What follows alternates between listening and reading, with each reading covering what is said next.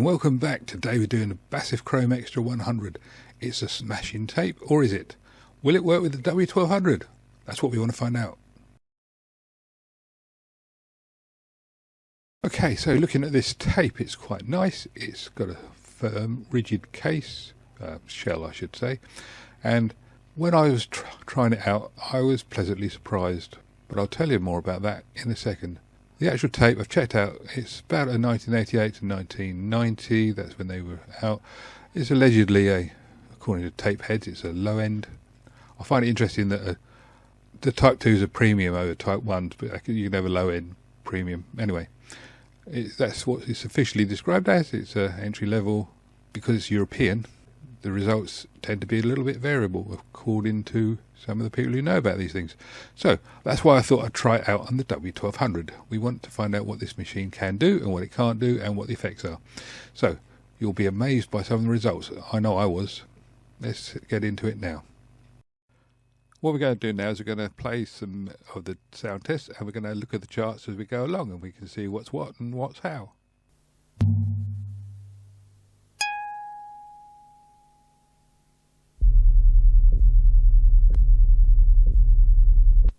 Where We Want to Go by Patricos, dynamic and clean.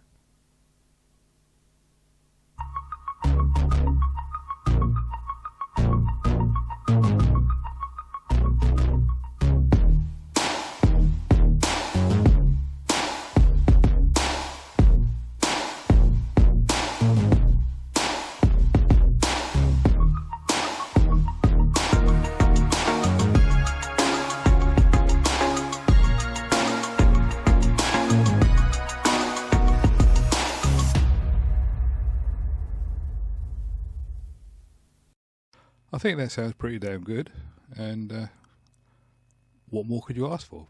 Well, we'll see. You can see here the 0 dB trace for the tune, which we've just been listening to, and you're going to see in a few seconds the minus 20 dB trace, and this tape has some really weird characteristics.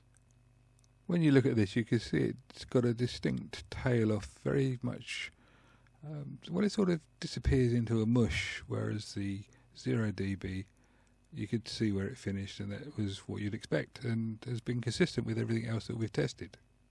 Before we get stuck into the test sounds again, let's have a quick look at this. This is silence, and this is the quietest tape I've ever seen, with one or two minor exceptions.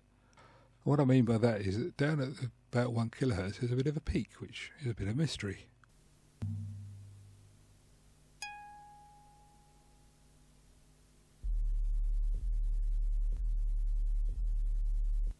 Where We Want to Go by Patricos, dynamic and clean.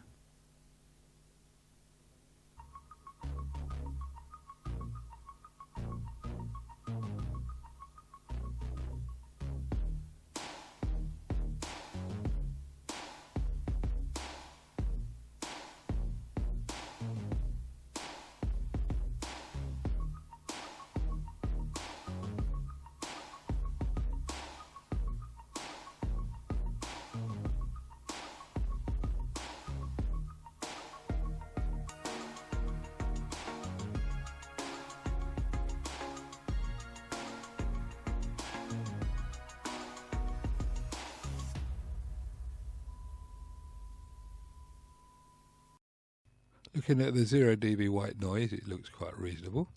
Now looking at the minus 20 dB white noise, you can see it's a little bit fluffier, but it actually goes for a slightly higher part of the spectrum. Looking at the 0 dB frequency sweep, you can see it's actually more respectable than some, but then you see the minus 20 and you can see that's better.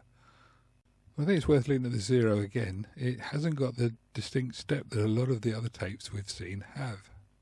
So looking at the 1 kilohertz here, you've got a bit of a peak, and then you look at the 1 kilohertz minus 20 and it's lovely and smooth.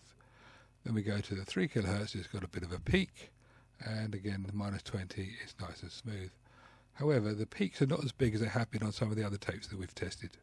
What I'm going to show you and what you're going to see next was recorded at plus 9 dB. But don't worry, it's not quite as loud when you hear it played back.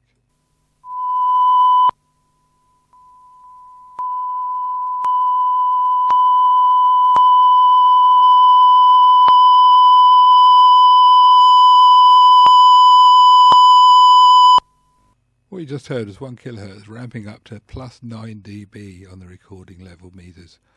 But there's a funny thing about this tape, which I'll tell you about in a second.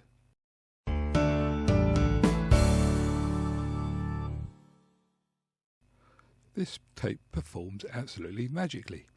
And I'll say that in meaning that you never exactly know what it's going to do, but I think it's predictable. It should be remembered that this is a 100, so maybe the symptoms are slightly different. But you may have noticed that there was a slight tone, and it's shown on the spectrum analyzer at 1 kilohertz. This must be print through.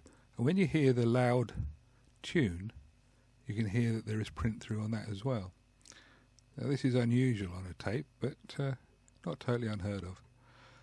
The other thing that's weird on this tape is that, although I said to you it was playing back at plus 9 dB, well, actually I didn't say playing back, I said it was recorded at plus 9 dB, and not to worry about it too much, because it never actually got much over 0 dB.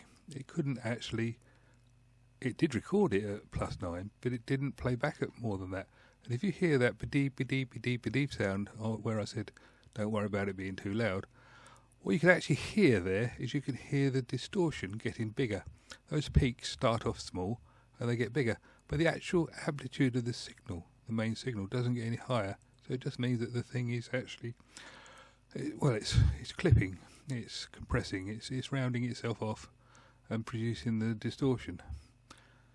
That's where it becomes weird, because this tape, if you use it within its linear sections, is absolutely fantastic. It's got good low frequencies, it's got good high frequencies, and you don't get some of the steps that you get on some of the other tapes, but you cannot overdrive it. But unlike some of the other tapes where you can try and overdrive it, it all goes wrong. If you try and overdrive this one, it just doesn't play the game. Just to show the point, here you can see the first one is at 4 dB, it never actually reaches it, and the second one on the right hand side was where I was trying to drive it to plus 9 dB. It did go slightly higher than the first one, but it never got anywhere near 9 dB, didn't even get anywhere near 4 dB, just over 1 was I think the maximum I managed to read off it. So as I say, it just doesn't play the game. So overall review, nice tape, good performance, works well in this machine, but don't try to drive it up as hard as you can. The other thing is, when it's playing back, it's actually playing back between 6 and 10 dB quieter than it recorded. That's why the tune disappears into the mush. So you have to take that into account. If you do take that into account, if you use it within a linear spectrum, it's brilliant. It's one of the best tapes I've seen. There we go. It's up to you. What do you reckon? Like, subscribe, comment. Let us know what you think. See how we get on. Catch you again another time. Bye bye.